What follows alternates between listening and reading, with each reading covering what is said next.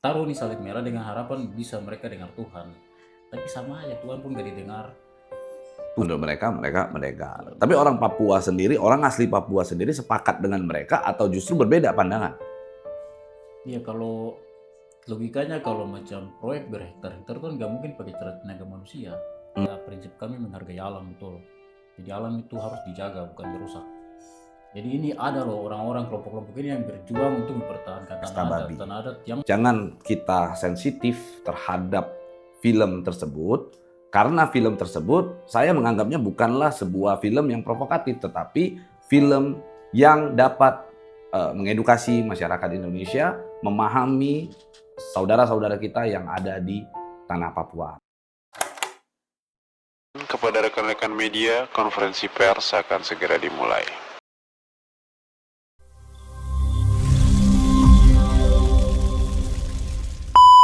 Oke, Assalamualaikum warahmatullahi wabarakatuh. Kali ini di press conference Ray-Ban Entertainment tentunya sudah hadir seseorang yang bernama Yance.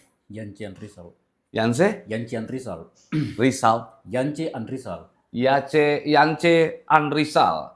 Beliau ini adalah orang asli Papua, yang mana beliau ini juga menjabat sebagai bendahara umum DPP Gemini. DPP Gerakan Mahasiswa Nasional Indonesia. Dan tentunya kalau kita sudah ada orang Papua di sini, ada sesuatu hal yang luar biasa yang akan kita bahas lebih lanjut gitu ya. Yang mana pembahasan tersebut sedang hangat dibicarakan oleh banyak orang, yaitu tentang pesta babi.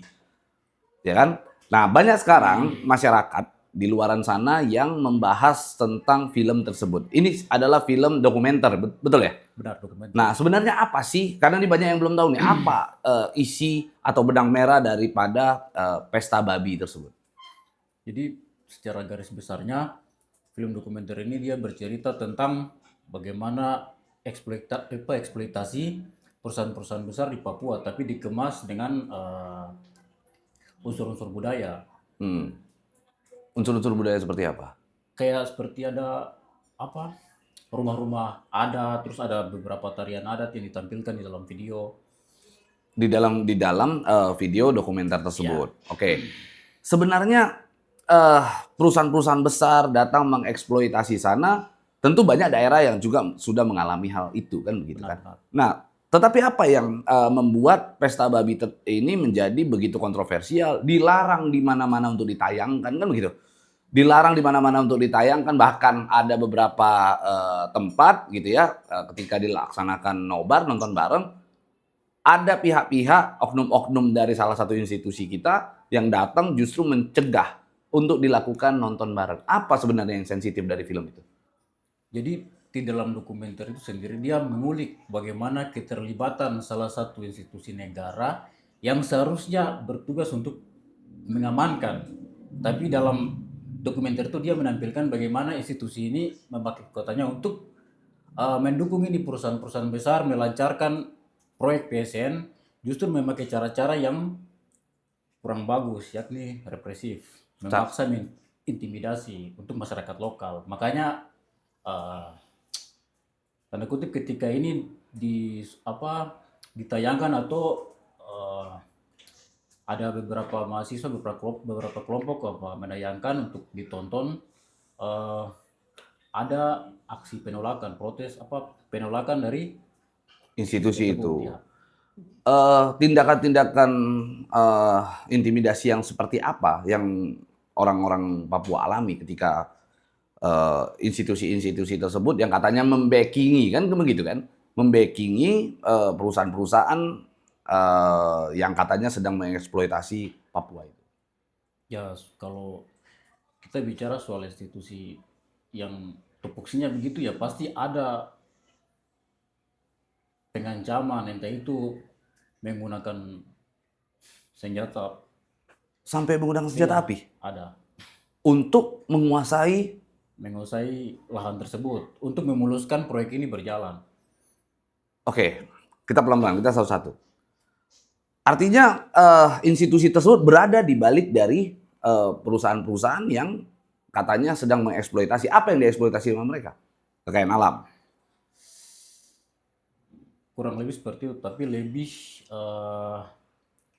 berfokus ke bagaimana mereka bisa mendapatkan akses ke wilayah untuk dikembangkan menjadi salah satu apa proyek. Untuk salah satu proyek. Ya, Oke, kita sebut saja terkait dengan film dokumenter Pesta Babi ini gitu ya. Kita sepakat bahwa di sana menyebut institusinya.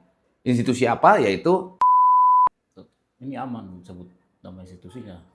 nggak apa-apa, kita sebut saja. Ya, Ya kan karena memang di dalam Pesta Babi juga menyebut hal itu kan siap-siap. gitu, mempertontonkan dengan jelas kan begitu.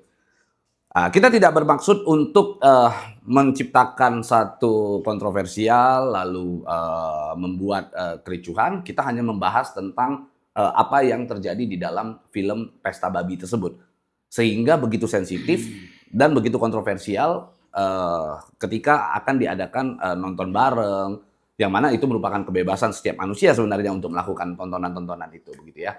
Nah, pertanyaan saya, kalau di dalam film tersebut menyampaikan bahwa institusi tersebut akhirnya melakukan bentuk upaya dugaan intimidasi terhadap masyarakat, bagaimana hubungan antara masyarakat dengan institusi tersebut di sana? Ya, institusi yang awalnya kita anggap sebagai pengaman, pelindung untuk negara kan di mata masyarakat sana berubah. Bukan pengaman tapi teroris jadinya. Gimana tadi institusi yang institusi tersebut akhirnya merasa tidak nyaman karena ada intimidasi. Hubungannya seperti apa antara institusi tersebut dengan masyarakat? Jadi sebelum kita bahas apa yang ditanyakan, kita sendiri tahu kalau khusus Papua itu ada sejarah panjang kelam yang buat mereka agak trauma dengan institusi ini. Makanya ketika pendekatan yang dipakai untuk memuluskan proyek-proyek ini melalui tangan institusi ini, ya jelas masyarakat dibawa trauma gitu. Jadi yang awalnya institusi yang tugasnya untuk mengamankan, menjaga, ya dia maksudnya jangan heran lah kalau masyarakat dibawa anggapnya kayak teroris gitu.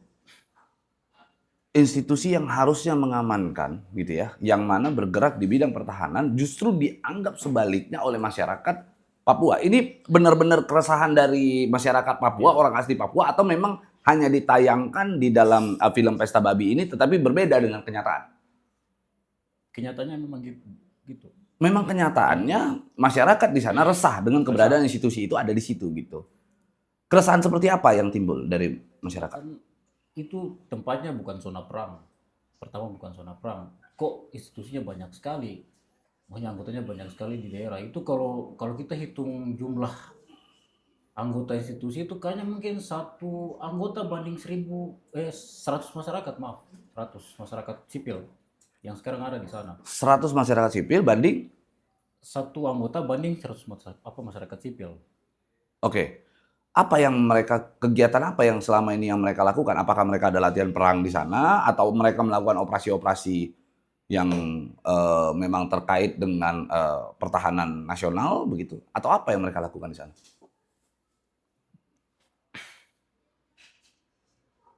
Sebenarnya kan di sana ada beberapa daerah yang memang konflik. Cuman institusi ini anggotanya banyak dikirim itu bukan hanya di daerah konflik, tapi daerah yang tadi ini PSN ini jalan. Oh, memang di Papua itu ada beberapa daerah yang rawan konflik. Ya, Tetapi mereka itu justru bukan melakukan operasi-operasi itu terkadang di luar daripada zona konflik itu Iya. begitu. Yang mereka lakukan tentunya adalah yang disebutkan di dalam film Pesta Babi, mereka turun untuk seakan-akan mereka berada di balik penguasaan lahan, penguasaan kekayaan alam yang ada di Papua. Nah, kita ke perusahaannya. Bagaimana sebenarnya? Apakah memang perusahaan itu memiliki hak secara legalitas begitu ya untuk menguasai lahan tersebut, untuk melakukan eksplorasi, eksploitasi terhadap lahan pengembangan kekayaan alam di sana atau bagaimana? Kalau tentang legalitas sudah pasti itu melalui proyek tender negara lah. Kita Mm-mm. jadi yang jadi masalah itu bukan bagaimana perusahaan bisa dapat haknya, tapi bagaimana penyelesaian perusahaan itu kepada masyarakat di bawah, cara-caranya itu. Nggak pernah dilakukan komunikasi oleh perusahaan-perusahaan itu. Sejauh ini ada, cuman nggak melibatkan semua pihak. Jadi, Tidak melibatkan semua pihak. Siapa yang dilibatkan? jadi kan kalau kita mengacu dengan apa UU Cipta Kerja yang terbaru nih kan, kalau kita mau dapat izin untuk usaha di beroperasi di suatu wilayah, itu kan nggak perlu 100% orang di situ mendukung, 50% aja udah jalan gitu. Itu yang jadi salah satu acuan kenapa proyek ini bisa masuk, dan akhirnya eh, melahirkan kontroversi. Ada warga yang protes yang ditampilkan di dokumenter tersebut. Oke. Tetapi memang kalau kita pahami bahwa dalam hal melakukan pembebasan terhadap sebuah lahan yang mana lahan tersebut akan dieksploitasi atau dieksplorasi gitu ya oleh sejumlah pihak yang mana dia juga sudah mengantongi izin, memang rata-rata dari seluruh Indonesia kan tentunya tidak perlu harus mendapatkan persetujuan secara keseluruhan. Tentu ada kepala-kepala suku, pimpinan-pimpinan kelompok yang akhirnya berkomunikasi dengan perusahaan-perusahaan tersebut. Itu dilakukan apa tidak? Kita lihat ya pasti dilakukan, karena kalau masalah pelepasan lahan adat itu kan udah pasti kepala suku dilibatkan. Cuman masalahnya kepala suku ini mau nggak dengar itu. Semua marga-marga kan di sana kan marga, kemauan marga-marga ini mereka mau nggak. Nah, kepala suku ini tidak melanjutkan komunikasi tersebut kepada warga. Ya gimana ya Pak, maksudnya kadang mau, cuman kan kalau dikasih iming-iming tertentu ya pasti gak mau libatkan yang lain gitu. Oke, saya juga mendengar bahwa di sana pembebasan lahan yang mana dibayar dengan nilai yang tidak semestinya gitu ya. Karena di dalam film Pesta Babi itu juga menjelaskan tentang tanah yang dibayar hanya 300.000, ada yang 900.000 per hektar begitu. Emang tanah di situ harganya segitu atau memang itu adalah bentuk negosiasi di bawah tekanan? Sehingga akhirnya masyarakat sudahlah berapa aja yang penting dibayar daripada kita nyawa terancam atau mungkin dalam keadaan kita tertekan gitu, ya udah kita lepas begitu aja. Ya itu bisa jadi salah satu penyebab. Terus penyebab lainnya kan karena memang ini aktivitas itu kan mulai masif setelah pemekaran provinsi Papua Selatan. Di situ kan ada ruang, ada celah di situ, karena hukum tata ruang Perdasus, kalau di sana peraturan daerah khusus, Perdasi peraturan provinsi itu kan belum dibentuk. Nah itu jadi celah, jadi peluang untuk ini orang-orang masuk beli tanah-tanah dengan harga-harga yang agak jauh sekali dari biasanya. Menggunakan kekosongan hukum Ya. untuk akhirnya menguasai lahan-lahan tersebut. Cuman yang jadi pertanyaan begini, tadi kan menariknya Yanse kan menyampaikan bahwa masyarakat tidak menerima secara sepenuhnya. Kan begitu kan? Mereka hanya mengajak komunikasi terhadap orang-orang tertentu, itu pun di bawah tekanan. Kan begitu kurang lebih gambaran yang disampaikan kan begitu ya. Dari film Pesta Babi, dan tadi Yanse juga menyampaikan hal demikian. Pernah nggak masyarakat berontak? Karena tadi kan disampaikan bahwa 1 tentara dibanding 100 tentara. Satu tentara dibandingkan 100 sipil. Artinya kalau seandainya dari sipil ingin menyampaikan keberatannya, harusnya bisa dilakukan. Kalau terkait keberatan udah banyak. Kita tidak usah ngomong soal 5 Roket. Itu kan beberapa waktu yang lalu sempat ada aksi penolakan pembangunan batalion juga di Biak. Jadi kan kalau diturunkan dalam jumlah yang besar ini kan siapa juga nggak risih gitu. Ini nyata-nyatanya bukan zona perang kok. Diturunkan masih begitu. Untuk apa coba? Bentuk pemberontakannya? Demonstrasi tapi lebih ke pakai pakaian adat gitu, enggak. Jadi biasanya kan ini tapi mereka pakai busana aja, cuman Koteka. ketika kayak gitu. Oh, jadi bentuk perlawanan dari masyarakat terhadap institusi tersebut hanya dapat dilakukan dengan demonstrasi itu. Demonstrasi kan, tapi ada yang jadi di poster itu kan ada ibu-ibu kepake ini itu kan salah satu bentuk perlawanan. Terus yang terakhir di film itu kan sendiri ada salib merah. Salib merah itu kan sebenarnya simbol perlawanan karena mereka udah bingung mau lawannya gimana. Akhirnya taruh nih salib merah dengan harapan bisa mereka dengar Tuhan. Tapi sama aja Tuhan pun gak didengar. Tuhan pun tidak didengar Iya. oleh pihak mereka. Lalu apa yang sudah dilakukan masyarakat tersebut berimpact nggak? Tentunya kan ketika kita mencoba untuk melakukan demonstrasi seperti tadi yang disampaikan menggunakan koteka begitu ya, tentu adalah pejabat atau oknum dari institusi tersebut yang akhirnya tergugah hatinya untuk mencoba membangun komunikasi ulang terhadap masyarakat. Dilakukan apa tidak itu? Ya, sejauh ini belum kelihatan Bang, tapi kami berharap ada. Hatinya tersentuh melihat begitu banyak aksi protes, termasuk film dokumenter yang ditayangkan. Melalui film dokumenter ini berharap agar masyarakat oknum-oknum tersebut bisa tergugah hatinya. Kira-kira mungkin nggak mereka akan tergugah hatinya? Ya,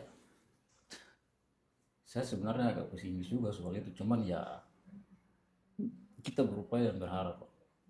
Berharap untuk Ya, tergugah. harapan saya juga kan dari film ini ubah bagaimana stigma orang luar tentang Papua. Jadi jangan eh, ada masalah sedikit, ada macam contoh perebutan tanah adat, terus bagian bawah protes, kan sering ini kalau kita protes sering di stigma dengan separatis. Padahal nggak juga. Kita ini sebenarnya cinta negara ini, cinta sekali, cuman bisa nggak maksudnya mereka dengar suara kita tanpa kasih label embel-embel begini. Wah, itu menarik itu. Bahwa ketika kalian melakukan protes justru ada stigma yang dibangun dengan sengaja bahwa protesnya kalian itu adalah bentuk dari separatisnya masyarakat Papua begitu. Seperti apa akhirnya hal itu bisa kalian rasakan? Kalian rasakan bahwa itu disebutkan oleh institusi bahwa ini adalah separatis. Bukti apa yang bisa kalian hadirkan kepada publik yang menyatakan bahwa kami ini adalah orang-orang yang cinta dengan NKRI. Kami tidak separatis seperti yang digambarkan oleh mereka. Kami hanya ingin menyampaikan protes kami hanya menyampaikan keberatan kami gitu. Bukti apa yang bisa dihadirkan? Jadi kita kalau bicara soal pembangunan negara ini kan sebagai pemuda yang kebetulan berproses di organisasi nasionalis dan memang cinta akan negara. Siapa juga yang tidak mendukung program negara kalau untuk kemajuan pembangunan, apalagi saya kampung. Cuman kan kalau mau bangun tempat itu jangan kayak tindakan represif, janganlah. Maksudnya kalau bisa kedepankan kemanusiaan, terus harus pertimbangkan juga apa yang disampaikan masyarakat di bawah, masyarakat akar rumput, masyarakat adat terutama. Kekerasan yang dilakukan oleh mereka yang akhirnya hari ini mereka mampu menguasai lahan. Kalau kita lihat di film Pesta Babi itu kan terlihat tuh alat-alat berat turun. Bahkan ada seseorang wanita begitu ya, wanita yang parubaya menyampaikan bahwa tidak tahu apa-apa, tiba-tiba alat berat sudah turun di lahannya. Dia kan begitu kan? Ini jadi persoalan. Sebenarnya yang ada di film Pesta Babi itu apa? Ini yang dibawa oleh Mas Yansa ini apa? Ini data tentang siapa saja pemainnya dan keterlibatan beberapa pejabat publik. Ada beberapa pejabat publik gitu. Kita mulai dari, kalau ini apa ini? Ya ini perusahaan pemiliknya salah satu konglomerat di Indonesia. Ya fokus di passion ketahanan pangan, food state. Dia fokus terhadap food estate gitu ya. Ya, dia kelihatan foto bersama dengan menteri ini. Saya sebut aja namanya, yang mana ini sebenarnya sudah ditayangkan di dalam film dokumenter Pesta Babi itu disebut. Oke, lah bagus dong dia akhirnya menjalankan program pemerintahan. Lalu apa yang membuat masyarakat resah? Ya sebenarnya bagus, cuman kan kalau kita bicara masyarakat di sana, terutama Papua Selatan ini kan hidupnya masih bergantung ke alam. Dia apalagi mereka makanya sagu, mereka kan punya kebun-kebun sagu tuh. Oke, Kebun sagu terus kotanya kan kota rusa. Kalau tanahnya dirusak, ini terus-terusannya mau hidup kemana? Masa hidup di jalan gitu. Terus apa sagunya, terus sagu habis ganti dengan apa, sawah, itu kan sawah. Ganti dengan sawah ini kan butuh penyesuaian lagi. Hmm. Ini kan akhirnya mendapatkan penghargaan kan ya? Nah ini ya, iya kan, mendapatkan penghargaan kan? Mendapatkan penghargaan karena berhasil apa namanya membangun food estate ini atau apa yang penghargaan apa yang didapat? Iya, berhasil membangun food state. Tapi berhasil nggak? Iya, kalau mau dikatakan berhasil juga belum karena masih dalam tahap pengerjaan. Seperti apa yang saat ini terjadi di sana? Karena kan itu semua targetnya 2,29 juta hektar, tapi yang dibabat kan baru ratusan ribu hektar. 300 atau 400 ribu hektar. 300 sampai 400 ribu hektar. Bahkan ini juga disebut ya ada seksi killer nih. Coba kita lihat lagi ini. Seksi killer. Ini seksi killer maksudnya apa ini?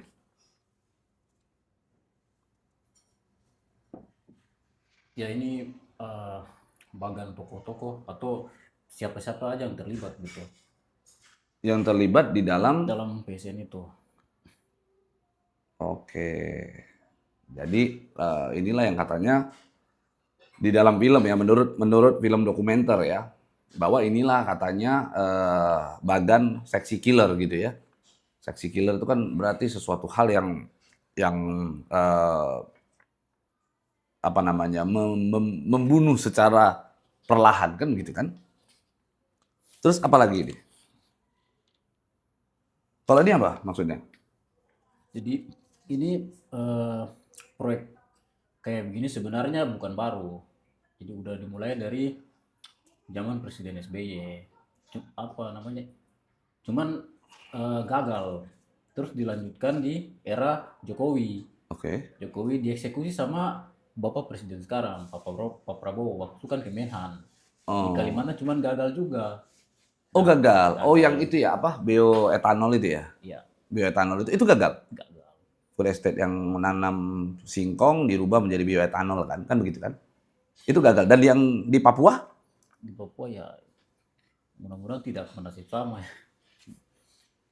sudah gagal lalu dicoba di Papua. Gagal lagi apa enggak? Ya ini masih dalam tahap Dalam tahap iya, tahap dibangun lah ya. dibangun. Ini, nah ini ada daftar operasi militer di Papua. Maksudnya apa? Ya ini beberapa operasi militer yang pernah terjadi di Papua. Memang listnya ini. Yang paling terbaru kan operasi Puncak yang sampai ada sekitar ratusan orang yang mengungsi. Yang 14 April kemarin. Mengungsi ke? Kan konflik, sebenarnya ini operasi militer untuk kejar KKB. Cuman ya korbannya warga sipil. Oh, kejar KKB untuk mengejar yang akhirnya korbannya warga sipil. Ya, kemarin tanggal 7 apa 8 Mei gitu ada konflik bersenjata antara KKB, korbannya warga sipil, anak kecil SMP lah. Dia kebetulan lagi dulang emas, ya jadi korban. Jadi korban anak kecil SMP. Bentuk pertanggungjawaban negara terhadap itu? Ya, sejauh ini belum ada upaya pertanggungjawaban negara karena mereka saling lempar batu. Jadi si KKB ngomongnya oknum apa, cuman maksud saya maksudkan kalau memang masih ada korban-korban warga sipil di Papua, ngapain banyak di bawah gitu? Tugas mereka apa? Kalau bukan mengamankan, apa tugas mereka di bawah? Oh, jadi ini adalah daftar operasinya. Dan yang merah ini katanya yang apa namanya yang melahirkan korban yang cukup banyak gitu ya. Ya yang merah itu memang itu operasi yang kayak besar gitu. Bukan korban banyak, itu kan operasinya waktu integrasi Papua ke NKRI. Apa hubungan operasi militer ini dengan penguasaan lahan di Papua untuk dikuasai oleh para konglomerasi itu, oleh perusahaan-perusahaan itu? Jadi kan ada stigma, ada sering dibilang kalau di Papua tuh gampang aja masukkan proyek, tinggal turun takut mereka dengan mereka takut senjata itu pasti jalan aja. Makanya yang dipakai ke bawah kan ini institusi ini. Eh, Secara signifikannya operasi militer ini bersentuhan langsungkah dengan masyarakat, atau mungkin ini kan kita bisa coba untuk menduga-duga ya, apakah operasi militer ini adalah bagian daripada kamuflase untuk seakan-akan dilakukan operasi, padahal sedang bentuknya adalah upaya untuk mengintimidasi agar masyarakat mengungsi atau minggir. Kalau operasi militer yang kayak contoh yang tadi di Puncak Jaya itu memang itu operasi untuk memburu KKB. Jadi masyarakat di situ Memang kan betul ada KKB-nya. iya, Oke. terganggu memang. Makanya mereka mengungsi. Tapi kalau yang di PSN di Maroko itu beda lagi, itu memang ada unsur intimidasi. Oke. Nah, saya melihat juga di dalam video ini di dalam video Pesta Babi ini banyak orang yang mengungsi ke Papua Nugini dengan alasan dikuasai lahannya, kan begitu kan, oleh para konglomerasi lah begitu. Gimana pendapatnya orang-orang Papua asli di sana? Ya, saya kalau sebagai orang Papua juga, kalau saya rasa lahan saya dirampok nih, lahan saya dirampok. Terus kalau saya bicara mereka nggak tanggapi ya mending saya ke sebelah lah, masih bisa didengar, masih bisa apa pendapat saya, saran saya masih bisa didengar. Ke sebelah mana? Maksudnya kayak tadi PNG tadi kan kita ngomongnya Ya, ke Papua Nugini ya. mereka kan rata-rata bikinnya gitu. Sampai katanya banyak masyarakat yang akhirnya harus melahirkan di hutan. Benar, Itu benar terjadi. benar itu benar. Apa ungkapan-ungkapan dari masyarakat di sana, keresahan hati daripada masyarakat di sana atas kejadian hal tersebut? Eh, Konflik ini kalau bisa segera selesai, terus kalau bisa upaya-upaya pendekatan ke masyarakat itu jangan represif. Upaya pendekatan jangan yang menimbulkan trauma, ketakutan. Karena kalau pendekatan militer yang dipakai di sana tetap sama aja. Mereka akan trauma, mereka akan takut karena ini peristiwa operasi ini. Ya, Papua ini kan termasuk satu wilayah yang tempatnya kita dapat mendulang emas gitu ya. Tambang di sana juga ada nikel kan begitu. Banyak kekayaan alam yang ada di tanah Papua kan begitu kan. Tetapi warganya itu justru hanya disebut sebagai pendulang sagu. Gimana pandangan dari Yanse sebagai warga Papua asli? Pendulang sagu atau pendulang satu? Pendulang sagu. Pendulang sagu. Warga di sana itu memang emas ada, cuman mereka tidak terlalu kayak macam tamak gitu. Jadi ambil secukupnya aja. Jadi kalau mau beli rokok contoh, kalau nggak mungkin minyak baru didulang. Saya pernah ngomong gini kan di tempat saya, perilaku orangnya kayak gitu. Jadi tidak tamak mau ambil untuk banyak-banyak enggak. Jadi kalau untuk makannya mereka paling tadi berkebun. Hanya untuk makan ya. Iya, Artinya tidak untuk mencari kekayaan dari sana. enggak. Kenapa punya prinsip seperti itu orang Papua? Karena Padahal kekayaan alamnya begitu besar. ya prinsip kami menghargai alam betul. Jadi alam itu harus dijaga bukan dirusak. Alam harusnya dijaga, bukan dirusak. dirusak. Karena makanya sering dibilang kalau hutan itu mama, alam itu mama, karena prinsipnya itu. Wah, alam itu mama. Wah, dahsyat. Ada juga yang di dalam film itu yang menyebut bahwa orang-orang Papua asli ketika bekerja di sana begitu ya, menjadi buruh lah ya di sana. Itu digaji 2 juta begitu ya. Digaji hanya senilai 2 juta dan 2 juta itu juga dipotong lagi uang makan dan lain sebagainya hingga sisa-sisanya 1 juta. Cukup itu. Memang benar seperti itu atau gimana? Tepat seperti sumber video Merauke memang betul, memang benar gitu. Gajinya segitu dipakai buat makan ya, yang tersisa tidak cukup untuk penuhi kebutuhan yang lain. Tapi kan ada UMR toh, John. Ya kayaknya UMR tuh nggak ditetapkan di perusahaan seperti sawit. Jadi cuman berlaku di mungkin ada usaha-usaha kayak Indomaret atau yang lain tuh pakai. Berarti benar yang tadi yang saya sampaikan bahwa memang orang-orang Papua itu hanya memikirkan yang penting makan. Iya makan. Jadi ada kadang ada salah satu filosofi atau budaya orang Papua yang mereka tuh mencari tuh hanya untuk makan hari ini, cari nanti besok cari lagi gitu.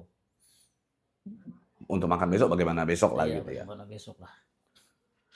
Oke, kita kembali ke pembahasan karena nama cukup disebut berulang-ulang di dalam film Pesta Babi ini kan gitu ya.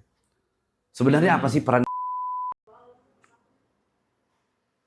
Yang punya perusahaan yang eksekusi proyek pangan, food state. perannya hanya itu. Lalu bagaimana pandangan orang-orang Papua terhadap itu sendiri? Kalau saya secara pribadi sebenarnya proyek investasi ini bagus. Cuman kalau caranya seperti begitu ya jelas merugikan kita juga sebagai orang Papua. Bagaimana lahan-lahan kami kayak macam yang awalnya dusun sagu, kalau dibabat semua habis juga kan kita mau makan apa gitu. Nggak ada pergantian. Pergantian Pergantian artinya lahan untuk kalian apa namanya? Untuk mendulang sagu tadi itu diganti dengan lahan yang lain gitu. Kalau ada istilahnya rislah lah begitu. di kebanyakan masalah investasi di Papua terutama sawit atau masalah-masalah begitu tuh yang jadi masalah itu bukan investasinya, cuman kompensasi dari perusahaan ke masyarakat adat itu kadang merugikan di situ. Jadi hanya sebatas kompensasi. Jadi apa yang mana ya cara ya, jadi perusahaan masuk tapi penyelesaian antara perusahaan dengan masyarakat adat ini yang kadang buat ada ketidakpuasan dari masyarakat adat. Kita kan kalau dikasih duit cuman sekali pakai ya itu merugikan sekali, sementara contoh dusun sagu yang bisa kita panen berulang-ulang dalam jangka panjang ya itu tidak bisa diganti dengan duit sekali pakai itu. Sering disebutkan di lingkungan masyarakat Papua. Oh sering sekali, apalagi sekarang dengan viralnya video dokumenter, film dokumenter nih, kayaknya udah terkenal beliau di sana itu. Terkenalnya positif, negatif? Kalau di masyarakat adat, masyarakat di daerah yang orang asli ya jelas negatif. Negatifnya seperti apa? Hal-hal negatif Karena secara detail gitu dirunut. karena di mata mereka beliau perampas dan perusak tanah adat. Di mata orang asli Papua bahwa adalah seorang Perampas dan perusak tanah adat. tentunya kan sebagai salah satu pengusaha dikenal orang dan eh, salah satu tokoh masyarakat juga begitu ya. Tentu tidak ingin nama baiknya itu menjadi buruk atau tercemar begitu. Ada nggak yang dia lakukan untuk mengklarifikasi kepada masyarakat Papua? Begini loh keadaan yang sebenarnya. Sejauh ini tidak ada. Sejauh ini tidak ada. Tidak pernah ada. Sejauh ini tidak ada. Nah, bagaimana dengan salah satu nama ini kalau saya lihat di data ini? Ini juga ada di dalam film dokumenter itu. Oh ya 10 perusahaan yang terlibat di proyek tebu. 10 perusahaan yang terlibat di proyek tebu. Iya, proyek tebu. Eh, Seperti apa? Bisa nggak Anda jelaskan tentang diagram ini? Ya ini kan mat- eh, bapak, terus yang punya saham di perusahaan tadi hampir hampir semua 10 itu anak.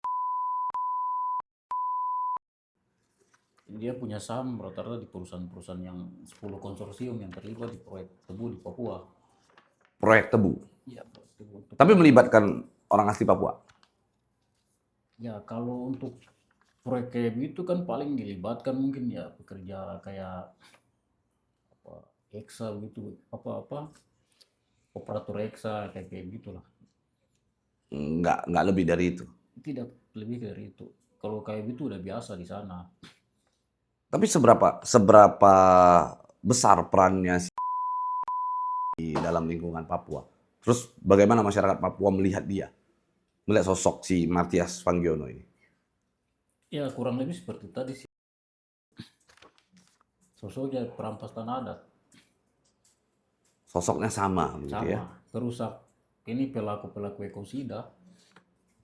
Karena banyak habitat-habitat yang kehilangan tempat tinggal seperti kasuari, rusa. Kan Merauke yang awalnya disebut kota rusa ini nggak tahu ya setelah proyek ini disebut kota apa ini. Oke. Lalu di sini juga ada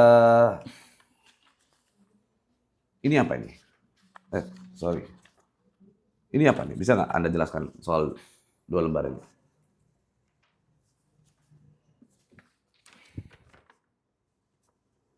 Oh ini ya ini apa perusahaan-perusahaan beliau.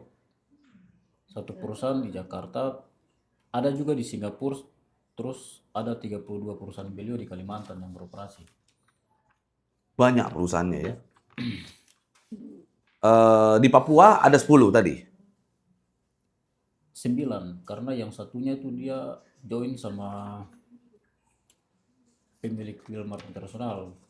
Oh, Wilmar. Wilmar Apa bergerak di bidang tebu itu juga? tebu itu juga.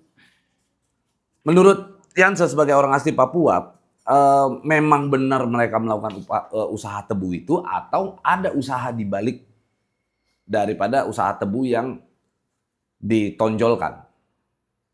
Kan mereka menonjolkan usaha tebu nih. Kan begitu kan, usaha apa namanya tadi? PT Tebu itu ya.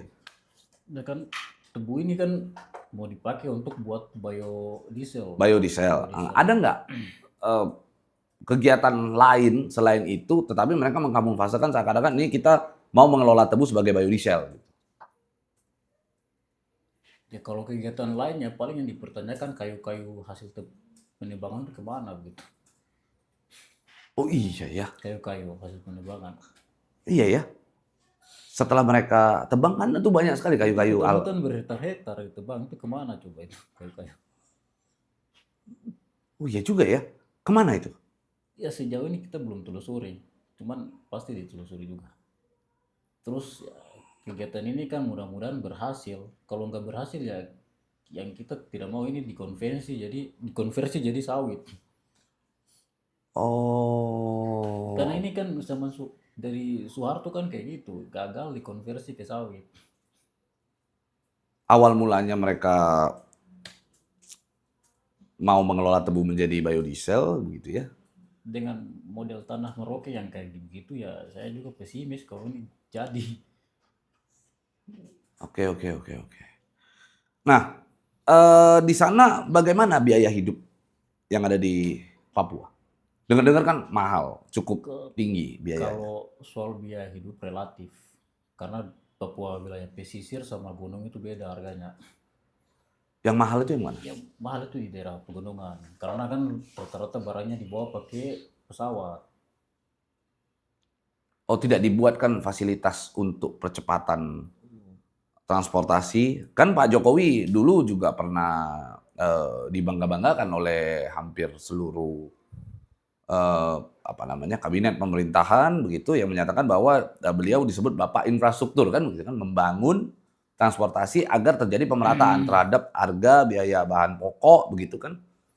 Benar memang ada pembangunan infrastruktur dari daerah kayak Jayapura kayak daerah pegunungan, cuman medanya aduh parah. Karena curam, terlalu curam. Ini apa, banyak risikonya. Jadi lebih aman pakai pesawat Tetap langsung orang dibawa di lebih atas. memilih pakai Ya, pesawat. Berarti dapat dikatakan bahwa infrastruktur yang dibangun itu gagal.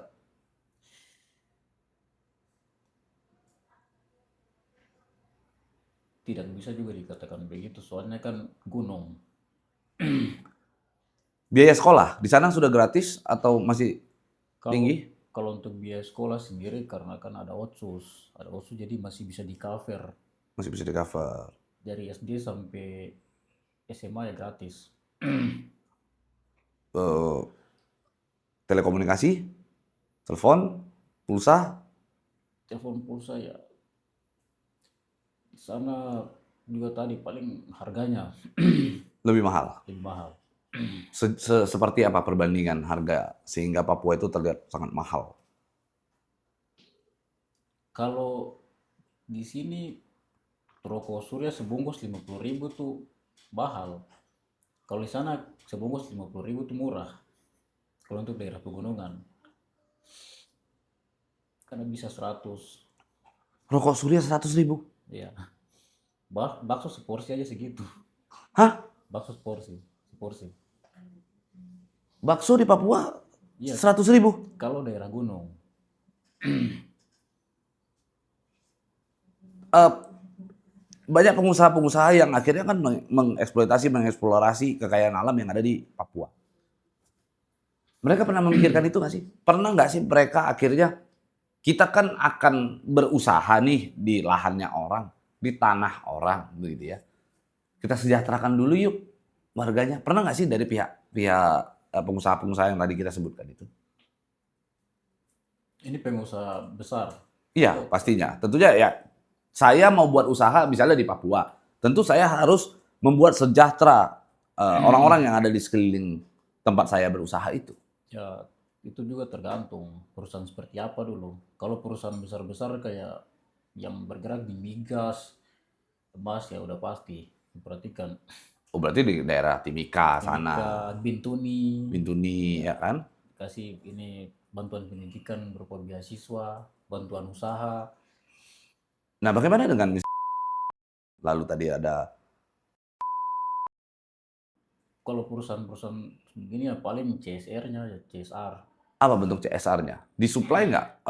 Harusnya kan kalau mereka melakukan CSR, mereka memperhatikan ingin berusaha gitu ya, membangun satu usaha, membangun satu bisnis di sana begitu ya. Apalagi itu juga disebut dengan program pemerintahan, harusnya bisa untuk mensubsidi kepada sekolah di sana, lalu biaya telekomunikasi, biaya rokok juga tadi di sana, bahkan bakso bisa semangkok 100.000 kan begitu.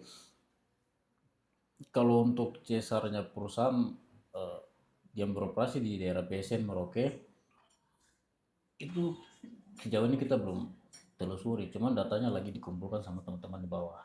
Tapi faktanya harga tidak berubah ya, tetap segitu ya.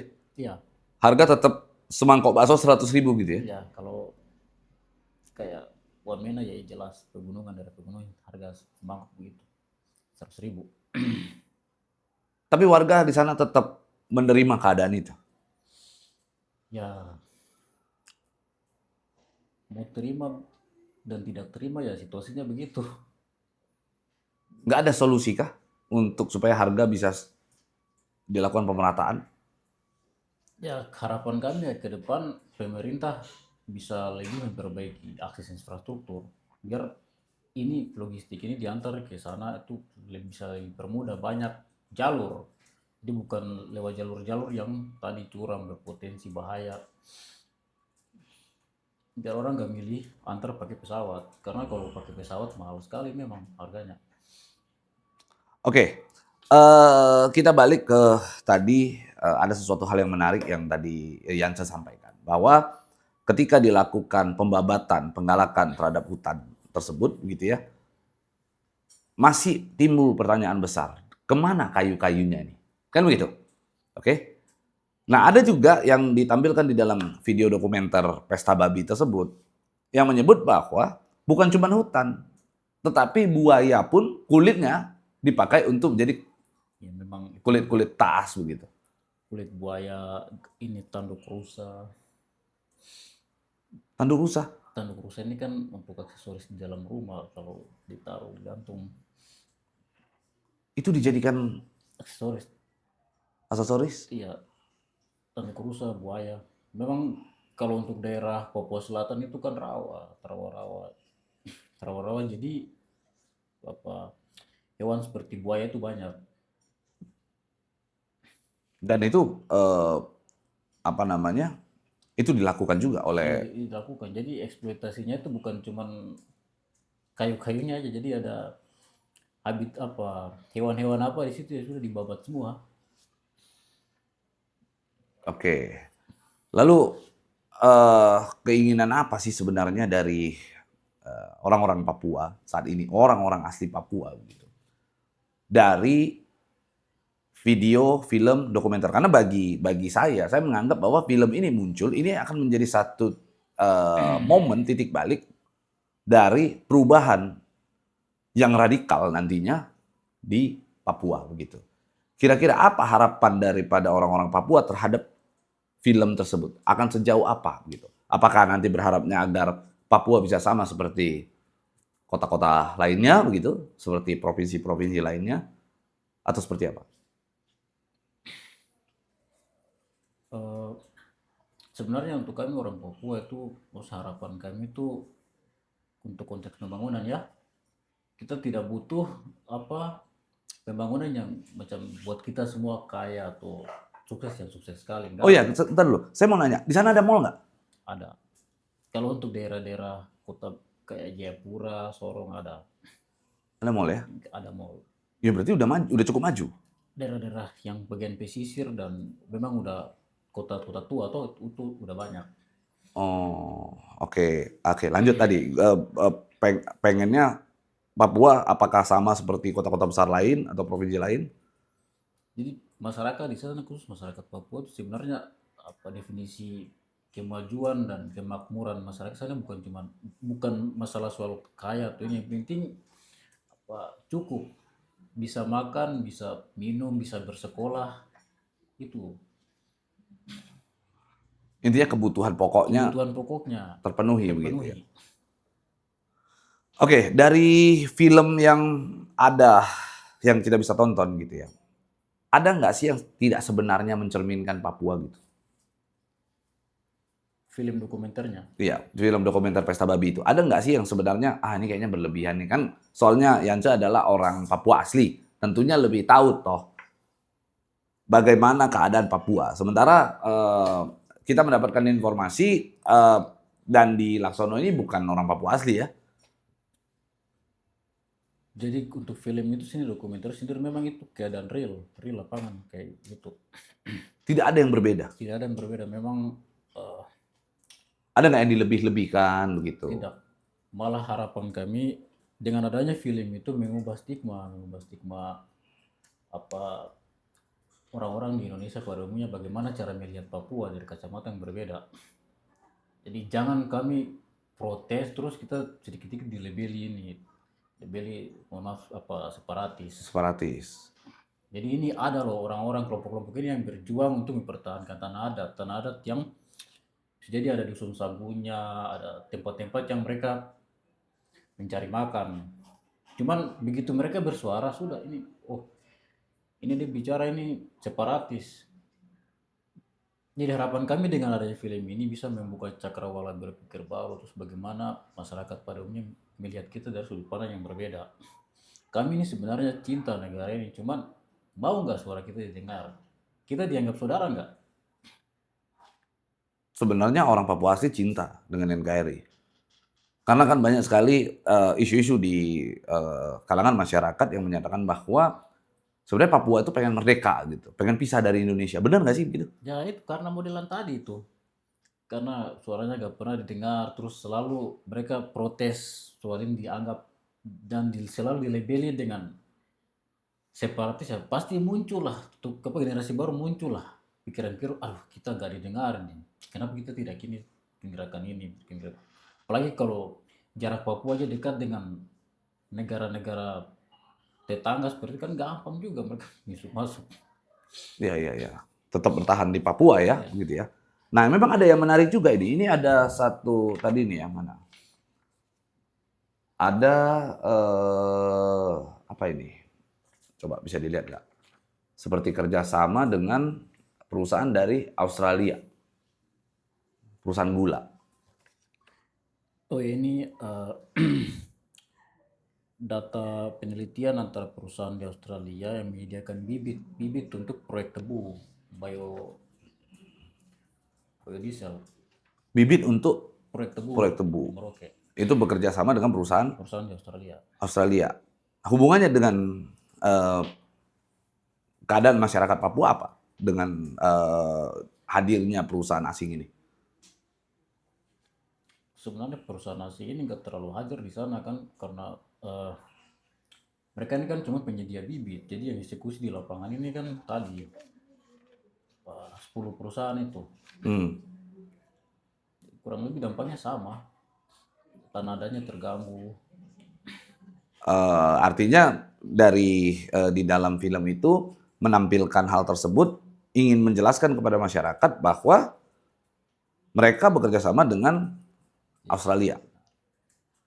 Jadi selama ini kan kita yang bersuara sering dikaitkan juga sebagai antek asing, ini sudah dipropaganda sama asing, mendukung asing, tapi kan dengan adanya ini kan kita bisa tahu sebenarnya yang antek dan kerjasama dengan asing itu siapa begitu. Ya, ya, ya, ya, ya. Dari sini bisa membuktikan ya Iya, sebenarnya antek asing yang disebut antek asing itu siapa, begitu kan kurang lebih gambaran yang ingin disampaikan. Nah, ada hal yang menarik ketika zaman periodenya Pak Jokowi menjadi Presiden Republik Indonesia, di mana Pak Jokowi setahun itu bisa 3 kali ke Papua. Ngapain sih Pak Jokowi di sana? tuh zaman periode apa priorisasi beliau memang beliau bikin Papua kayak ruang tamu dapur gitu. Jadi kita di sana bahkan eh, anggap beliau itu kayak bapak pembangunan di sana gitu. Itu bukan Papua aja, itu rata-rata wilayah Indonesia Timur, contoh Maluku, Papua itu sangat hormat sama beliau karena tadi beliau sangat peduli dengan daerah Indonesia Timur. Tapi tidak dilakukan pencegahan oleh Pak Jokowi pada saat itu untuk eh, adanya eksploitasi dan eksplorasi eh, kekayaan alam yang ada di sana. Makanya kan muncul apa bahasa dari masyarakat begini, Pak Jokowi ke Papua, beliau cuma jalan-jalan di kotanya, tapi selama sementara jalan-jalan di kotanya, beliau suruh orang-orangnya untuk babat ini samping-samping hutan-hutan ini kasih habis. Jadi jalan-jalan di kota tapi di samping-samping operasi jalan. Berarti atas pengetahuan Pak Jokowi. Ya dari yang kita lihat kebijakan yang kita buat ya memang atas pengetahuan beliau. Ada peran Pak Jokowi juga terkait dengan pembabatan penggalakan lahan yang ada di Papua. Soal peran kita tidak bisa ngomong sampai situ, tapi kan ini menyangkut visi misi beliau dan bagaimana eksekutor di bawah ini mengeksekusi hal-hal. Saat ini juga Gibran ditugaskan secara khusus oleh Bapak Presiden untuk percepatan pembangunan di Di Papua. Papua. Gimana pendapatnya Mas Yance? Saya tidak bisa terlalu banyak berpendapat, cuman harapannya masih sama kalau mau bawa pembangunan atau mau bangun Papua, pendekatan harus lebih humanis dan harus lebih banyak mendengar aspirasi masyarakat adat. Karena jujur saja alasan kemarin kenapa orang Papua itu banyak pilih Pak Prabowo itu bukan karena Pak Prabowo-nya, tapi Gibrannya. Tunggu. Di Papua banyak orang yang memilih Pak Prabowo di Pilpres kemarin bukan karena Pak Prabowo-nya, Bukan, tapi karena Gibrannya. karena Gibran ya. Ya, Kenapa bisa begitu? karena Pak Jokowi. Oh, karena Pak Jokowi membangun Papua dengan baik, begitu ya, Ya, dianggap sebagai bapak pembangunan yang ada di Nah, Papua, sehingga akhirnya orang-orang pada memilih. memilih. Kan kemarin Pak Prabowo menang itu di sana. 60% itu kan karena efek Gibran. Karena efek Gibran, makanya Pak Prabowo menang di sana. Nah lalu sekarang nggak ada masyarakat Papua yang mencoba untuk mendekati Bapak Jokowi kembali ke Solo misalnya kan begitu kan, atau ke Wapres kita Gibran untuk menyampaikan ini semua. Dan kenapa harus melalui eh, video dokumenter gitu kan, film dokumenter. Padahal sebenarnya kalau mungkin disampaikan secara gamblang langsung kepada Gibran, bisa jadi ada upaya dari Gibran yang signifikan untuk membantu keresahan masyarakat Papua. Kalau untuk bagaimana orang Papua langsung menyampaikan ke tadi Pak Jokowi di Solo itu, saya rasa kalau orang Papuanya langsung pasti ada lah tokoh-tokoh kayak macam yang punya otoritas MRP atau mungkin tokoh-tokoh adat. Cuman kan orang-orang ini kan domisilinya di daerah yang bisa ketemu paling tokoh-tokoh keterwakilan Papua yang memang udah punya jabatan di sini. Oke, tadi kan Mas sempat sampaikan ke saya, ya, Yance sempat sampaikan ke saya bahwa kehadiran di Papua begitu ya, masyarakat banyak yang merasa diintimidasi, terlalu banyak begitu kan, terlalu banyak pasukan ke sana begitu. Sementara dari sendiri Kasat gitu ya, Kepala Staf Angkatan Udara kita menyampaikan bahwa mereka itu justru datang untuk melindungi masyarakat Papua dan mensejahterakan rakyat di Papua. Gimana pendapatnya, Yance? Jadi yang mereka sampaikan itu sebenarnya tidak sepenuhnya salah, tidak sepenuhnya benar. Karena di beberapa daerah itu memang mereka banyak terlibat dengan masyarakat masyarakat di bawah akar rumput untuk bagaimana mengajar. Jadi kayak macam guru nggak ada, mereka ganti guru mengajar terus bantu masyarakat dalam beberapa kegiatan-kegiatan yang memang mendukung. Cuman yang jadi masalah itu bukan itunya, tapi yang bagaimana keterlibatan mereka di PSN ini yang memang jadi keresahan bagaimana kita untuk kok bisa jangan terlalu banyak disupport di drop militer ini banyak ke bawah gitu, terutama daerah-daerah ke PSN. Tapi kalau daerah-daerah lainnya mereka sering terlibat di kegiatan positif kayak macam menggantikan guru terus mengajar aksi sosial, bakti sosial. Berarti di sana itu kehadiran tidak sepenuhnya orang kontra dong. Tentu ada juga yang pro terhadap kegiatan-kegiatan yang mereka lakukan. Ada juga yang pro tentang kegiatan yang mereka lakukan, apalagi kan kalau kegiatan yang macam tadi mengajar terus membantu bertani. Cuman yang jadi masalah itu kan batalion masif yang dibangun. Ada beberapa batalion yang dibangun terus anggota turunkan masif di bawah. Jadi baru diturunkannya itu sekalian dengan tadi yang kayak eksavator ribuan turun dikawal sama ini kan masalah.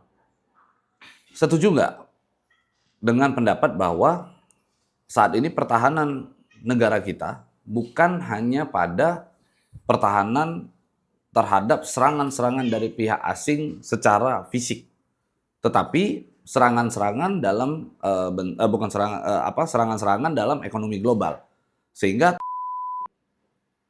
turut serta di dalam pengelolaan ketahanan nasional kita, termasuk juga di sana ketahanan pangan, membangun food estate dan lain-lain. Kalau soal itu saya sepakat, karena itu termasuk bagian dari pertahanan negara. Cuman masalahnya begini, kalau kita bicara soal food state, ngapain sawah yang dibawa ke sana? Masyarakat di sana kan udah punya ubi, sagu, itu yang diolah. Jadi ini yang dipakai untuk makanan di sana. Jadi masyarakat di sana juga dilibatkan, terus produk ini yang dipakai untuk ketahanan pangan gitu. Itu kan yang jadi keluar masyarakat di sana juga. Jadi harusnya ini ada tanaman-tanaman lokal macam ubi, sagu, bukan malah sawah, padi. menanam sawah padi di sana. Mungkin karena padi bisa mengcover seluruh Indonesia, bukan hanya Papua. tanahnya yang digunakan adalah tanah Papua, tetapi untuk mengcover seluruh Indonesia Timur, misalnya begitu. Memang bahasanya begitu, cuman kan kalau dibilang kita di bagian Papua gak bisa bertani hanya karena apa, gak bisa tanam sawah, terus tanaman kayak macam ubi dan apa sagu nggak bisa mengcover Nusa Timur itu kan kayaknya keliru juga, soalnya kalau kita bilang Nusa Timur kan sagu, Maluku makan sagu, terus ada di Sulawesi juga sagu. Hmm. Ya, ya. Dan beras tidak kekurangan di sana. Tidak, makanya kan kalau dari kelompok yang memang mendukung kiri ini kan muncul narasi baru, Hmm. kalau ini penjajahan pangan. Bukan malah ketahanan pangan, tetapi Penjajahan pangan, penjajahan pangan. karena pangan asli di sana dipaksa digantikan dengan padi. Atau bisa nggak nih kita coba untuk supaya rileks sedikit ya. Bisa nggak dari program tersebut justru ini adalah bagian daripada pemerataan. Kalau dari Aceh orang makan beras, maka Papua juga harus makannya beras, nasi gitu. Kita ini bangsa yang salah satu negara yang dibentuk bukan karena persamaan dari perbedaan. Kalau nggak bisa hargai perbedaan ini, ngapain kita gabung satu bangsa begitu? Kita kan punya kebiasaan, punya kultur masing-masing, punya makanan masing-masing. Nggak bisa dipaksa begitu. Makanan pokoknya beda-beda gitu ya. Nggak bisa karena dari Sabang, di Aceh sana orang semua pada makan nasi, lalu di Papua disuruh makan nasi juga begitu ya. Kira-kira menurut Yansa ada nggak yang ada di Papua, dirasakan oleh masyarakat Papua, tapi belum tertuang, belum terwakili di dalam film itu, di dalam film dokumenter Pesta Babi? Keresahan mereka di Papua. Ya sejauh ini yang saya lihat di film dokumenter itu cukup komplit, cukup lengkap. Jadi apa yang disampaikan itu memang mewakili keresahan masyarakat di sana. Ada nggak yang belum disampaikan di sana? Yang Yansa tahu, masyarakat Papua tahu, itu sudah menjadi rahasia umum di Papua, tetapi belum tertuang di dalam film itu. Kalau mau bilang rahasia umum juga enggak juga sih, cuman sebagian besar itu sudah disampaikan karena memang kan hari ini masalah yang dihadapi di sana kan masalah eksploitasi itu. Misalnya perlakuan-perlakuan oknum-oknum institusi tadi yang belum terungkap di sana. Kalau tentang itu sebenarnya banyak juga, cuman kan kalau kita bicara ini kan harus dengan data, by data juga. Coba misalnya diceritakan aja nggak apa-apa. Kayak tadi aksi represif masyarakat sipil ini kan bukan cuma dalam konteks PSN aja, ada yang lain juga. Apa? Yang lain juga, cuman kan yang dibahas di sini kan tentang Pesta Babi, tentang film dokumenter ini toh. Kayak macam di sana kan kayak ada aksi-aksi apa tentang protes di Papua itu kan paling sering sekali tuh tindakan represif dari aparat. Ya kita tuh orang di sana demo saja itu tank yang turun. Kalau di sini kan masih barakuda. Ya. Di sana tank yang turun. Kan ancaman-ancaman seperti itu kan paling sebenarnya biasa sekali di Papua. Maksudnya biasa dalam arti sering terjadi. Nah, saya mendengar juga kan di sana kekerasan cukup tinggi ya. Tingkat kekerasan itu cukup tinggi. Bahkan baru-baru tadi sempat dibahas juga sama Yansa, ada seorang anak SMP yang akhirnya tertembak begitu. Dan antara KKB dan tuduh. Saling tuduh. Itu bagaimana pendapat daripada masyarakat Papua? Lebih percaya mana? Lebih percaya omongan KKB atau lebih percaya omongan daripada... Kalau saya sih bukan lebih percaya, tapi lebih menyayangkan. Kalau masih ada korban jiwa, ngapain mereka banyak-banyak ke sana begitu? Untuk melindungi masyarakat Papua? Kalau mereka banyak disuruh turun ke sana nih, terus korban jiwa masih ada ini, ada pengungsi ini, gara-gara konflik, ngapain ke sana? Mending balik, tarik mundur. Karena gak ada perubahannya juga sama sekali. Kalau kekurangan personil, siapa yang akan melindungi masyarakat Papua dari KKB, misalnya? Ya, KKB ini juga kan tidak mungkin tembak masyarakat sipil di situ. Kan ini tempat yang mereka masuk ini, mereka usirin kan tempat tambang. Kan itu udah gimana ya, udah KKB ini macam gak bisa tempat-tempat kayak gitu dieksploitasi begitu. Ada banyak video-video yang viral tentang itu. Oke. Jadi sebenarnya kita bergeser sedikit. KKB itu apa sih?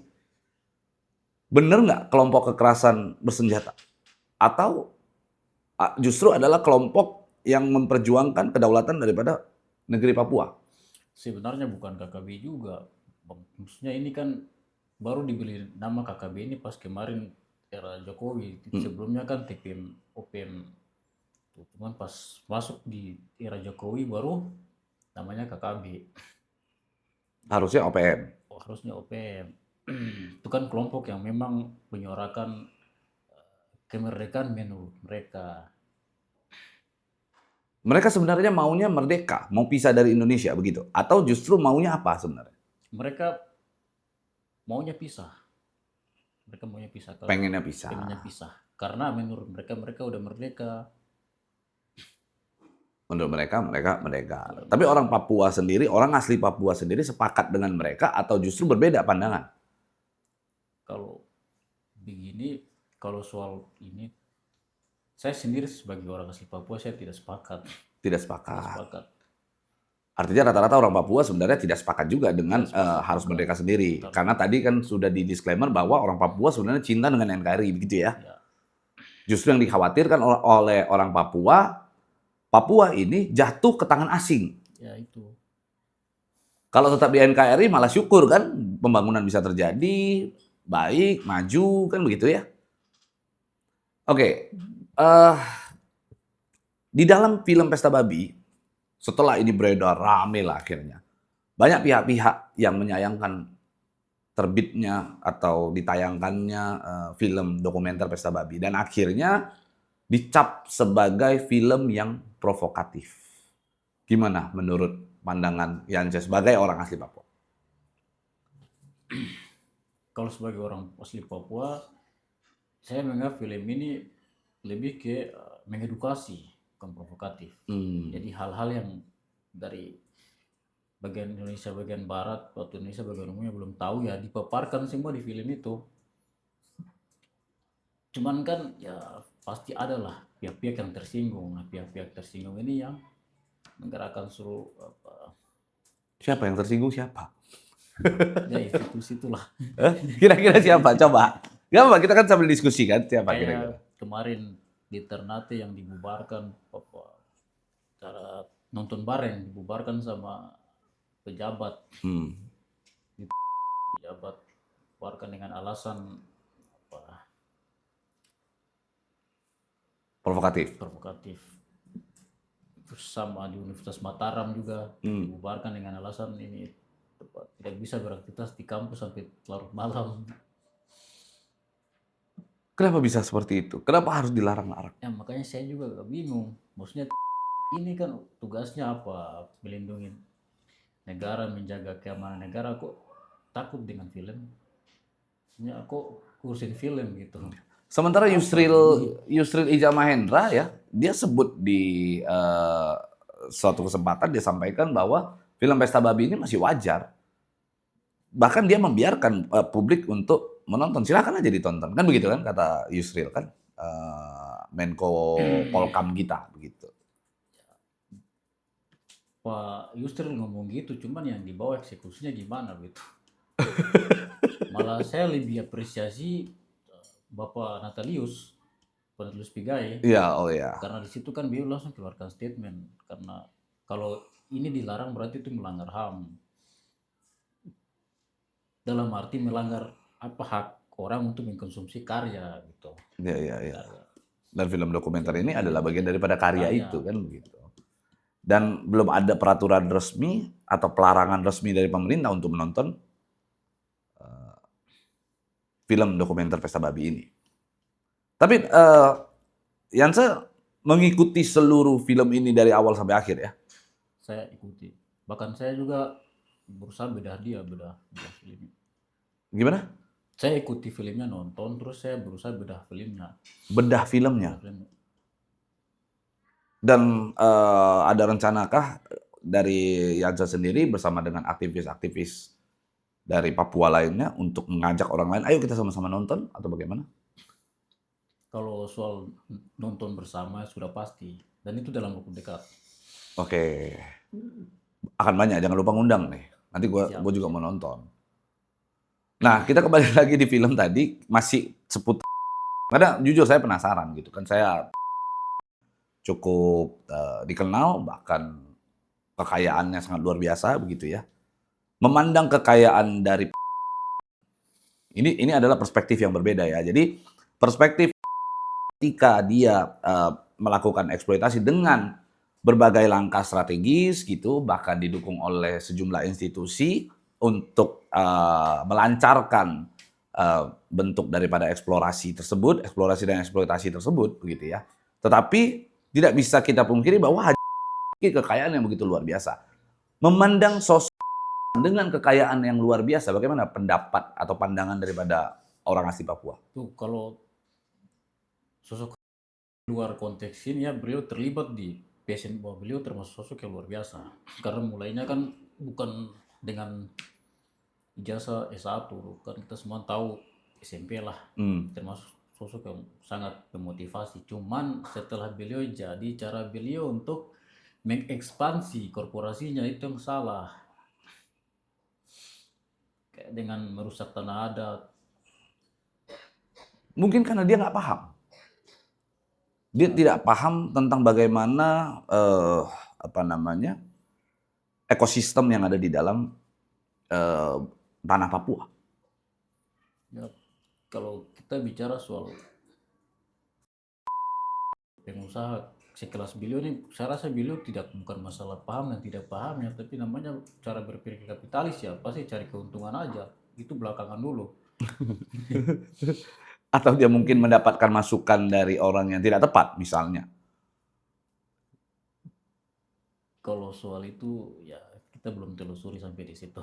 Ya kadang-kadang kan gini namanya pengusaha ya. Gua mau bikin tuh di Papua misalnya. Dia suruh tim. Pasti kan tetap ada tim-tim khusus yang turun ke Papua melakukan survei, melakukan pengecekan, melakukan eksplorasi terhadap lahan itu begitu ya.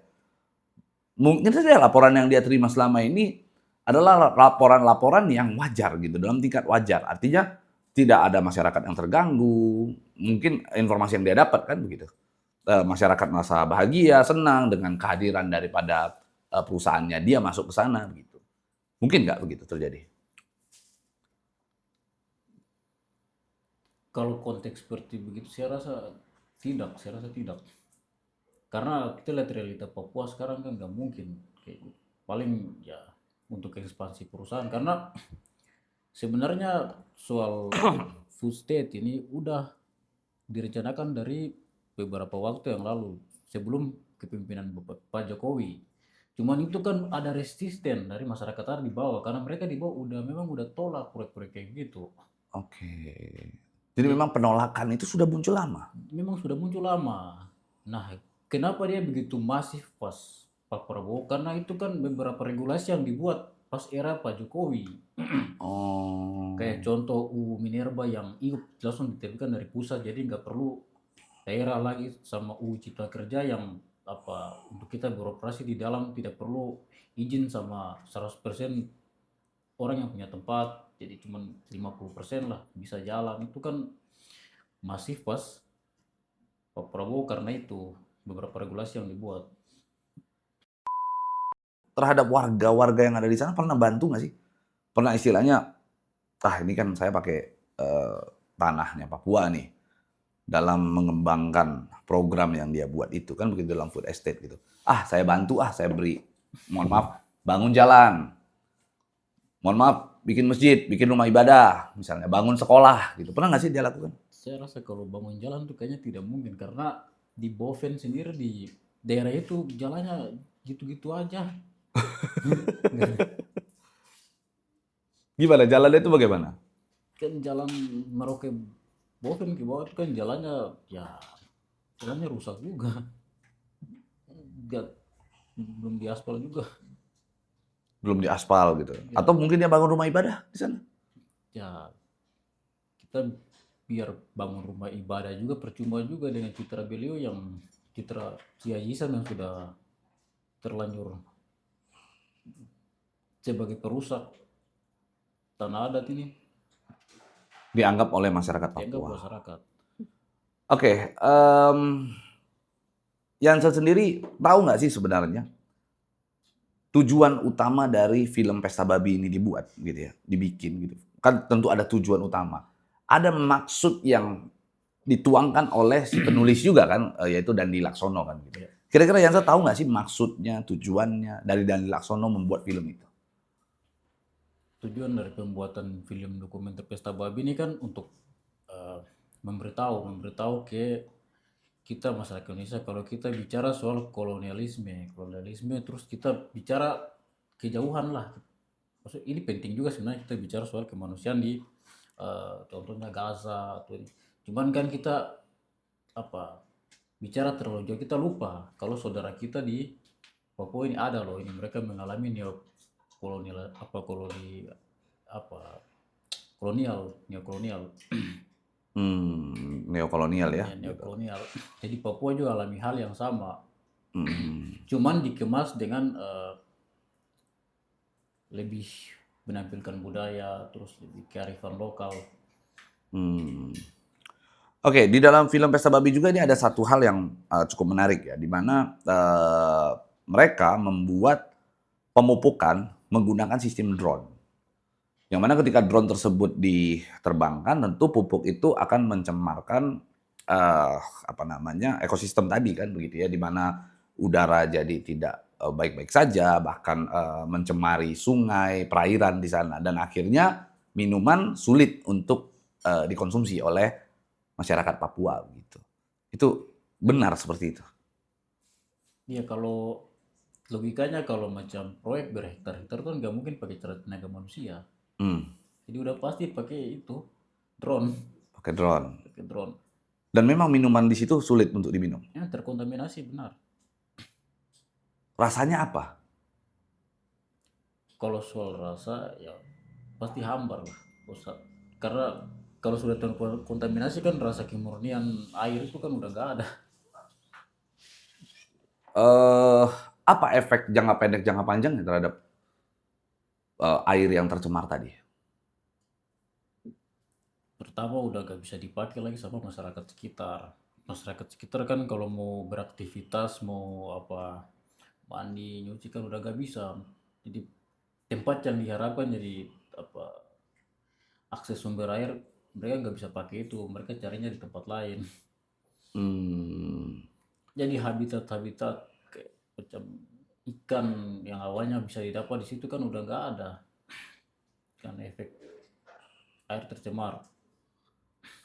Ya, di dalam film itu kan juga memang menuliskan bahwa menyampaikan bahwa hutan itu adalah mama. Begitu kan. Itu adalah mama. Hutan adalah mama bagi masyarakat Papua. Seperti apa itu pendapat masyarakat Papua terhadap konsep kata mama, hutan adalah mama bagi masyarakat Papua? Kalau hutan adalah mama, kata itu saya sepakat. Karena memang untuk masyarakat Papua pada umumnya hidup memang bergantung pada alam. Pada alam dalam hal ini hutan, mungkin air laut. Jadi mereka di sana kan, mohon maaf kalau cuma mau makan aja, kita masih bisa dapat makan ini hanya dengan pancing di apa pinggir laut. Ya. Nggak perlu kejauhan dari tepi pantai. Jadi di pinggiran tepi pantai mancing aja masih bisa dapat ikan. Terus kita ke kebun masih bisa dapat hasil alam di hutan, di kebun. Makanya pas tiba-tiba waktu hutannya dibabat, proyek ini masuk ini kan banyak yang dirugikan, terutama masyarakat adat yang masih bergantung dengan alam. Jadi hewan-hewan yang kayak rusa yang awalnya kita bisa dapat di alam itu udah nggak ada. Kasuari. Oke. Impact dari film Pesta Babi ini terhadap pembuat film, terhadap Dandi Laksono sendiri. Apa kira-kira? Setelah film ini terbit pasti akan menimbulkan reaksi-reaksi. Tadi salah satunya adalah ketika melakukan nonton bareng, dicegah kan gitu untuk melakukan nonton bareng. Nah, terhadap Dandi Laksono sendiri ada nggak sih impact-nya atau mungkin terhadap aktivis-aktivis Papua seperti Yance? Kalau untuk Denny Laksono selaku penulis sudah pasti impact-nya ada. Pasti sudah pasti dicari sama aparat, sudah pasti. Itu satu terus dia pasti dipanggil untuk jadi pembicara lah di beberapa seminar terkait itu. Oke. Tapi dengar-dengar sulit akhirnya sekarang karena dalam keadaan ramai ini akhirnya beliau memilih untuk Membatasi diri. membatasi diri. Iya. Jadi. Karena rawan juga. Tapi apa informasi yang Yance dapat yang dialami oleh Dani? Kalau tentang si penulis atau si pembuat sutradara ini saya nggak terlalu tahu pasti. Cuman kalau impact dari film ini ke kita aktivis, terutama WAP Papua, itu sangat impact sekali karena itu membantu juga menyuarakan keresahan-keresahan kami. Langkah apa yang kira-kira akan dilakukan oleh Yance? Karena ini kan momentum ya. Begitu film dokumenter muncul, ini akan menjadi salah satu kunci pembuka kotak Pandora kan begitu, yang ada di Papua begitu kan. Tentunya ini akan menjadi momentum bagi aktivis Papua seperti Yance dan kawan-kawan di sana untuk melakukan gerakan-gerakan dengan menuntut adanya perubahan yang terjadi di Papua. Apalagi Yance saya tahu sebagai bendahara umum di GMNI, Gerakan Mahasiswa Nasional Indonesia, kan begitu. Tentunya ada langkah-langkah, rencana-rencana yang mungkin Yance bersama dengan teman-teman akan lakukan nanti di kemudian hari. Ada beberapa hal yang memang kita agendakan terutama untuk advokasi masyarakat di bawah terkait pentingnya pengetahuan tentang ini tanah ada, terus bagaimana cara biar hal-hal ini tidak terulang. Bahkan kami itu kan sempat berpikir untuk tanah adat ini kan harusnya dibuatlah sertifikat komunal gitu, biar bermarga, biar nggak bisa disusupi kayak gini, biar kuat gitu. Jadi kalau mau buat pelepasan perusahaan mau masuk, dia harus hubungi semua permarga, gak cuma oknum-oknum ini aja. Iya. Bisa ke person to person atau tadi ya secara komunal tadi itu ya.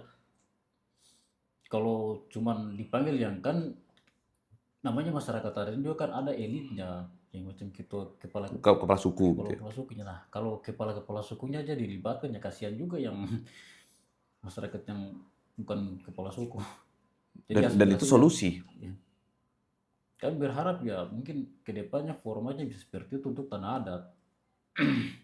Atau mungkin kedepannya Yance akan membuat forum-forum diskusi untuk perkembangan pembangunan Papua? Kalau saya sendiri sudah berapa kali mengadvokasi itu. Oke. Nah, jadi ini bukan cuman di DPP aja. Beberapa kali dipanggil diskusi dengan ada DPD RI juga sempat merekomendasikan hal yang sama, sertifikat komunal. Terus event kongres kami juga sempat saya menyuarakan hal yang sama, sertifikat komunal karena sudah sebelum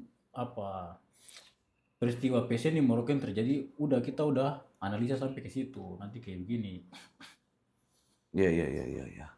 Nah, dalam kesempatan ini kira-kira nih, ada nggak ungkapan hati dari seorang Yance mewakili orang asli Papua gitu ya, kepada para penguasa, kepada para yang diduga sebagai tadi disebut penjajah pangan di tanah Papua, dan kepada para pengusaha-pengusaha yang akhirnya mengeksploitasi tanah Papua. Jadi sebagai pemuda Papua yang kebetulan berproses nasional dan memang mencintai negara ini, kami tidak anti terhadap investasi. Kami sangat sepakat tentang pembangunan di tanah kami. Hanya saja pendekatan harus lebih humanis. dan menghargai serta mendengar hak-hak masyarakat adat. Terus untuk pendekatan secara militer yang tadi disampaikan represif, jangan sampai institusi yang dipakai atau yang punya fungsi untuk menjaga keamanan negara, melindungi masyarakat, malah berubah menjadi teroris untuk masyarakat. Jangan sampai T-nya itu ditafsirkan beda begitu di masyarakat di bawah. Terutama untuk kami orang-orang Papua.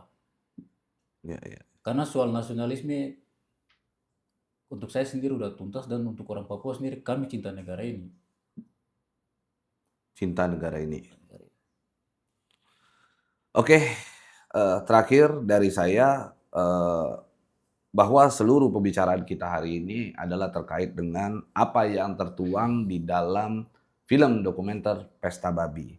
Jangan kita sensitif terhadap film tersebut, karena film tersebut saya menganggapnya bukanlah sebuah film yang provokatif, tetapi film yang dapat mengedukasi masyarakat Indonesia, memahami saudara-saudara kita yang ada di tanah Papua. Terima kasih Yance udah hadir di Ray-Ban Entertainment. Kepada rekan-rekan media, konferensi pers akan segera dimulai.